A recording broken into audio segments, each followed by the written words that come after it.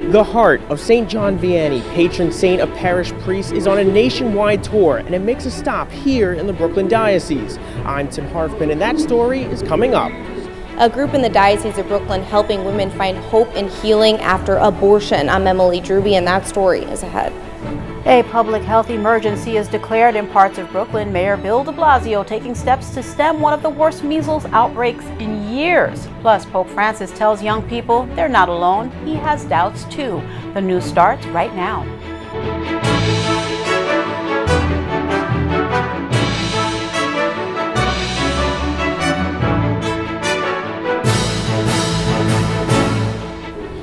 Overwhelmed to be here with his heart. A 78-year-old man traveled hundreds of miles to witness the heart of a priest. Good evening, everyone. I'm Liz Faublas. The relic of Saint John Vianney, the patron of parish priests, is on display for veneration today and tomorrow in the Brooklyn Diocese. Currents News' Tim Harfman reports from the school where the formation of future priests begins. The incorrupt heart of a priest, Saint John Vianney, on display for all to see. Vianney is the patron saint of parish priests. It's a grace that encourages us to continue to listen to God's word in our heart and do his will. Brooklyn Auxiliary Bishop Paul Sanchez celebrated Mass at Cathedral Prep School and Seminary in Elmhurst, Queens this morning. The school is where teenagers consider the possibility of becoming priests. Father Joseph Fonte is Cathedral's rector-president. They're pondering the question, what does God ask me to do with my life? John Vianney asked that question, and look at the great things he was able to do with him. God was able to take him and make him an icon of his love, and that's what we do here at Cathedral. For students, being in the presence of the relic is a wonderful experience. Seeing the relic here probably inspires a lot of us here to consider the priesthood and learn more about our faith. The 19th century priest was born in France. He was known for reading hearts and being a great confessor, often spending up to 18 hours a day in the confessional. The sacred relic is on a U.S. pilgrimage, sponsored by the Knights of Columbus. Brian Caulfield is one of the men who travels with Vianney's heart. What better relic to bring around, especially at this time in the history of the church, than to allow the priest to be able to speak heart to heart and for the lay people to come and pray for their priests. The veneration was open to the public. Students from Incarnation Catholic Academy traveled from Queens Village, along with other Catholics, all there to touch and pray before the icon. 78-year-old Charles Scally and his wife Barbara came from Philadelphia. I have a great devotion to Saint John Vianney for many years, and overwhelmed to be here with his heart. An overwhelming response at Saint John Vianney will provide an increase in vocations and a renewal of the church. In Elmhurst, Queens, Tim Harfman, Currents News. Worshippers will be able to venerate the Vianney relic tomorrow. The heart of a priest will be at Xaverian High School in Bay Ridge Wednesday afternoon between 2:30 and 3:30. The relic will also be at St. Thomas Aquinas Parish in Flatlands between 7 p.m. and 9:30. Bishop DiMarzio will celebrate Mass there starting at 7:30. Boston Cardinal Sean O'Malley not mincing words when it comes to Massachusetts legislators considering a new abortion law. He's condemning two bills that would eliminate all restrictions on destroying an infant even up to the moment of birth. The Cardinal compared them to the abortion law in New York, saying the bills are threatening to human life and dignity. Although the Catholic Church fully rejects abortion, in the Brooklyn Diocese, there is counseling for women who've had the deadly procedure. The group, Rachel's Helpers Forgiven and Set Free, is one of many ministries offering healing and forgiveness. Currents News' Emily Drewby reports. Back in the 1980s, Pamela had an abortion. For over 20 years, she held onto the pain she felt, hiding it from the rest of the world. I suffered for many years silently in a culture that basically really dissuades people from ever really speaking out about their abortion experience. Then back in 2011, she found a message in her local parish bulletin asking, "Are you hurting from a past abortion?" It was that little blurb for Rachel's Helpers in my parish bulletin that really changed my life. With the help of the support group, Pamela started healing. It was the first time I was really able to reveal all the pain that I had been feeling for so long and exactly what had happened. Years later, Pamela helps run the group along with several other women. I feel that I am able, by this, to take something horrible that I did and turn it for good for other women. Rachel's Helpers Forgiven and Set Free uses scripture readings, writing exercises,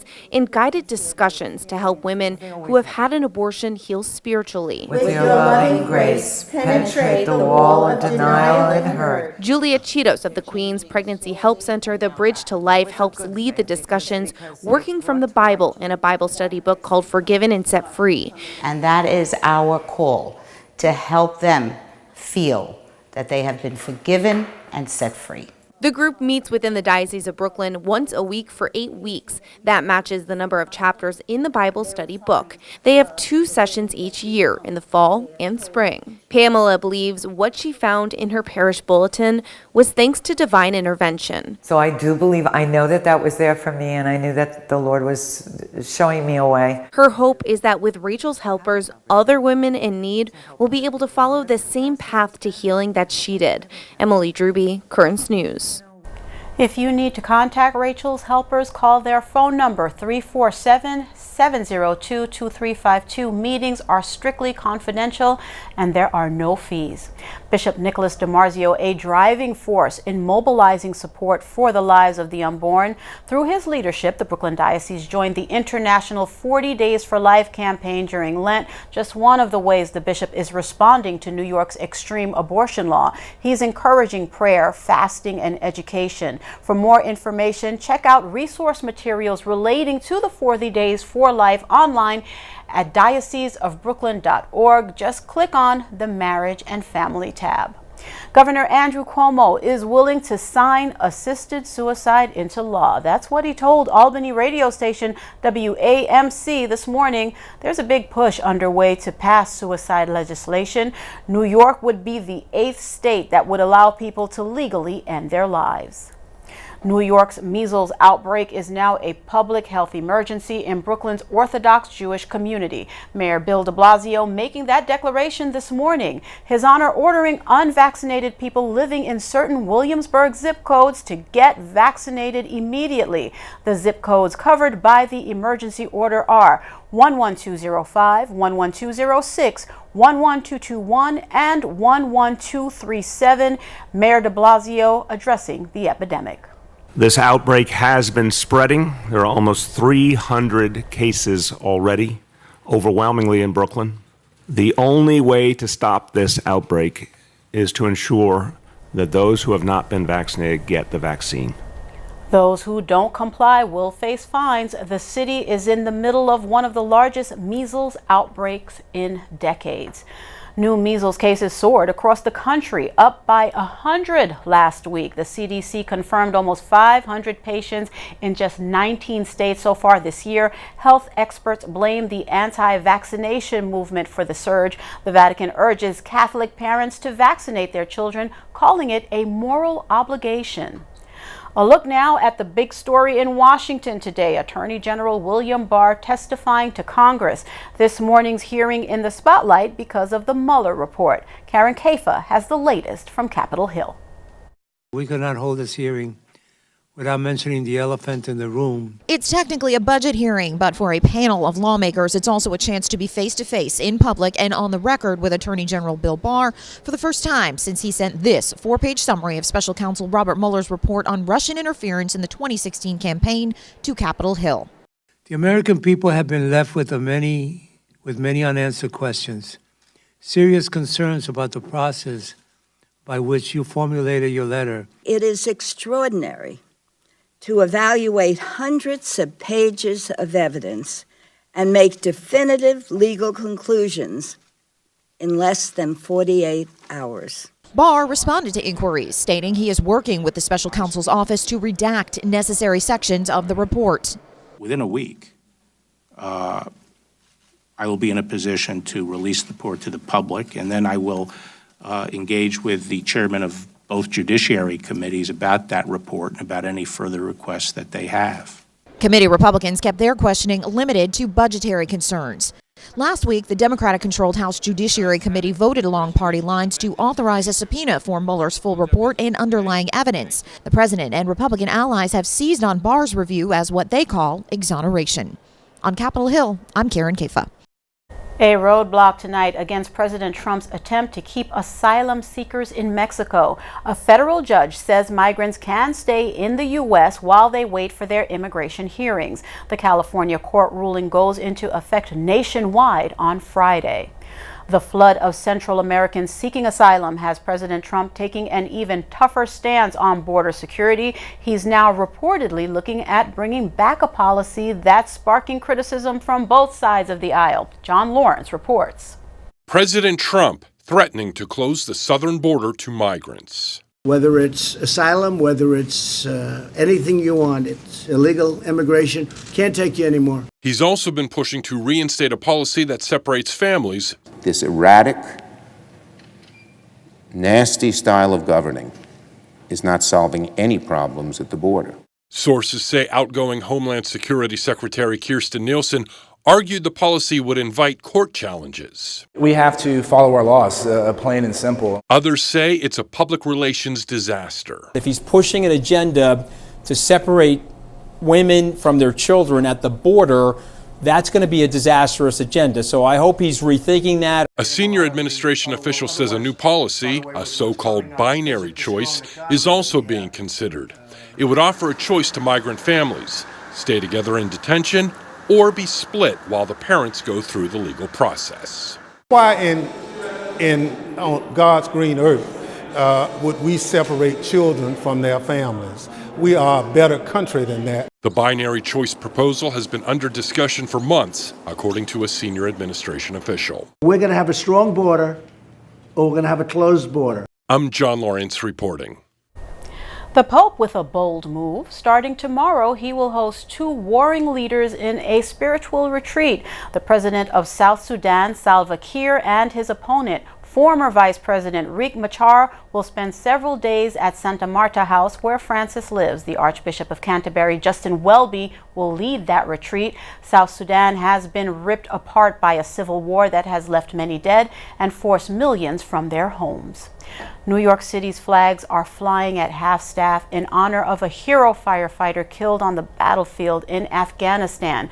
Christopher Slutman, a married father of 3, was a 15-year FDNY veteran. He also served as a U.S. Marine. He and 3 other Americans were killed by a roadside bomb Monday near the main U.S. base in Afghanistan. There's a lot more news headed your way. Congress taking on white nationalism, why they're putting social media companies on the hot seat. A Catholic writer joins me to talk about some of the pressures students are facing in the aftermath of alarming news. And we'll have the latest on Israel's big election as Prime Minister Benjamin Netanyahu's fate is on the line. Congress is demanding answers from Facebook and Google about how the social media sites are being used by white supremacists. The hearing comes after a terror attack that killed 50 was streamed live online. Kristen Holmes reports. Lawmakers on Capitol Hill grilling executives from Facebook and Google in a hearing on hate crimes and white nationalism. There is no place for terrorism or hate on Facebook. Social media platforms criticized for their role in spreading extremist ideologies. The hearing, coming weeks after a terror attack in New Zealand that left 50 dead, was live streamed on Facebook, causing the network to announce it would ban all praise, support, and representation of white nationalism and separatism. The video then spread across Google-owned YouTube, with the platform scrambling to stem the uploads. We are deeply troubled by the recent increase in hate and violence in the world, particularly by the acts of terrorism and violent extremism in New Zealand. The platforms say they're aiming to remove hateful pages and videos faster. It's a fully holistic approach that we take. We try to really leverage our technology in that space, and we're hoping to get faster. During today's hearing, while YouTube defended their platform, they were also forced to disable comments on the live stream of the House Judiciary hearing after an influx of racist and anti-Semitic comments. The tech companies appeared alongside prominent right-wing activists and civil rights activists, all discussing the balance of protecting free speech while attempting to eliminate hate speech. We err on the side of allowing more speech. We want to give people the voice, but we do have to draw lines somewhere. In Washington, Kristen Holmes, Currents News. New indictments today in the college admissions cheating scandal. Actress Felicity Huffman and 15 others were hit with new money laundering charges by a federal grand jury in Boston. Huffman and 10 other defendants already pled guilty to mail fraud. Prosecutors want them to go to jail. More and more students are getting stressed out, causing a mental health crisis among young people. According to a new study by the CDC that we first reported yesterday, in 2007, more than 500,000 young people between the ages of 5 and 18 went to the emergency room for suicidal thoughts or attempts. 8 years later, in 2015, that number had doubled, more than 1 million. So how do we stop kids from succumbing to the pressure? To talk more about that is Bill McGarvey, a columnist for the Jesuit America magazine, and he joins us now. Bill, thank you so much for being with us. And we're going to talk about this in the context of those college degrees. We talk about those educators, those school counselors that stress the importance of this coveted college degree, but is it worth the mounting pressure, this oppressive mental stress you've described?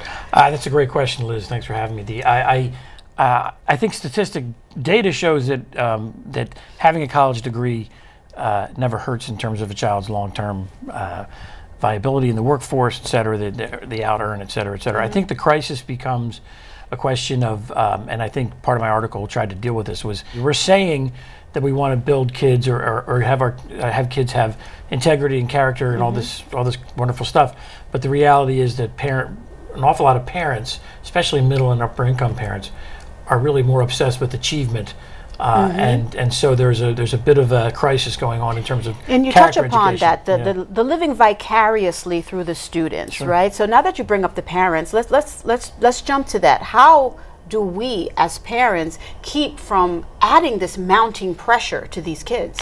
Difficult, because I think while we're all fascinated by when wealthy people and celebrities, maybe get caught with their hand in the cookie jar, I think we'd be missing the point if we obsess on water cooler gossip. Okay. I think the real issue is that in America, I think people are afraid that the middle class is shrinking, and that economic opportunities are not what they were for our grandparents and parents. And so you have these people, we see a very extreme version of parents who are obsessed with name brand designer education, designer labels or name brand labels, and in the belief that will give their child some sort of mystical uplift in life, and will get them ahead. And how so does that affect the student mentally? Oh, I think it's all part and parcel of tremendous. Now, whether you're going to Harvard or you're going to any number of other schools, I think the pressure with the fact of not falling behind is enormous. You also talk about how important the mission of the school is with regard to the kids, and we make the differentiation between sending a child to a private or a Catholic school versus like a Harvard or a different kind of school. Talk to us really quickly about that. Yeah, I wasn't able to talk at length in the story about this, but I went to a Jesuit college, Georgetown. I do think Catholic colleges, the ones that I'm familiar with, have a very special mission in that they're specifically trying to talk about development of the human person in a more whole way. And I know the notion among Ignatian or Jesuit schools was training men and women for others. Those are great character-based values that these schools, and I think most Catholic colleges, would try to instill in their ethic and their mission. So it's important.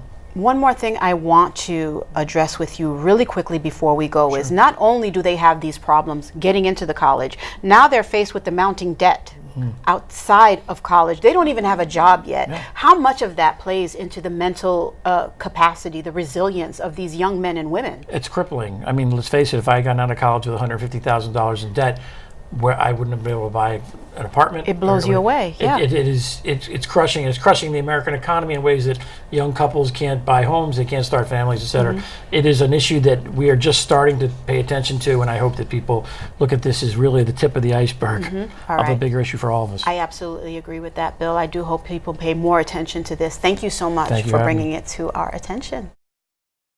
To read Bill's full article, go to americamagazine.org and click on the Politics and Society section.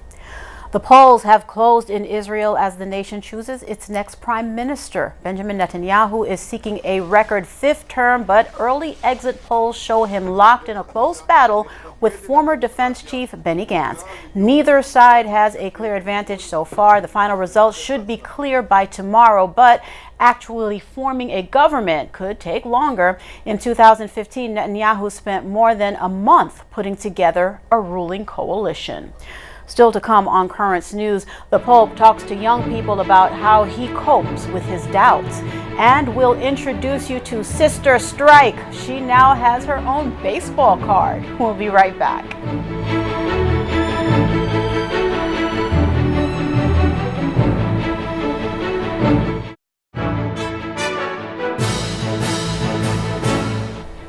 Pope Francis told young people that they're not alone in having doubts about the faith and the future. He has them too. Sean Richardson reports the story of the Holy Father's visit to an Italian parish in Monteverde. The Pope greeted the elderly, the sick, and Caritas volunteers. He also responded to difficult questions, such as these proposed by Carlotta. She is 20 years old and is preparing young people to receive the sacrament of confirmation. Tu come responsabile dei crescimandi, insegnale a dubitare bene, perché se non imparano a dubitare, faranno della cresima quello che alcuni romani dicono, è il sacramento dell'addio. Dopo la cresima, felice sorte se non ci vediamo più, e se ne vanno, perché non sanno come gestire i dubbi. Con i ragazzi ci siamo chiesti se anche lei, che comunque è il più grande rappresentante, se vogliamo, della fede nella sua vita, le è mai successo di avere dei forti dubbi che l'hanno messa veramente alla prova e come è riuscito a uscirne? Ecco, come ha fatto. Ne ho avuto tanti dubbi, tanti. Davanti alle calamità, ma anche davanti alle cose che mi erano successe nella mia vita, no? Tanti. Come sono riuscito a uscire? Io credo che non sono uscito da solo. No? Non si può mai uscire da solo da un dubbio.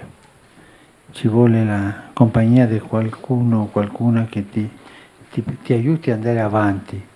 Pope Francis said the one thing is to show one's heart to Jesus as it is, whether it is content or sad, happy or bitter, and not to be afraid to speak to him about these situations. In Rome, Sean Richardson, Currents News. Finally tonight, for baseball fans, or if you just love a cool story, there's a new baseball card out this summer for a nun nicknamed Sister Strike. Topps will release Sister Mary Jo Sobiek's card this July. The nun is a member of the Dominican Sisters of Springfield and a teacher at Marian Catholic High School in Illinois. She caught the world's attention last year when she threw out the ceremonial first pitch at a Chicago White Sox game.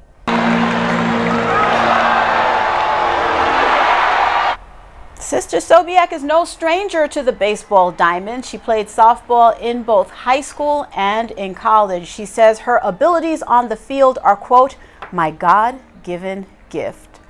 We're going to be talking to Sister Sobiek on our program this Friday. Definitely looking forward to hearing more of her remarkable story. That is Currents News. I'm Liz Faublas. Thank you for joining us because we are putting your faith in the news. I hope to see you again next time.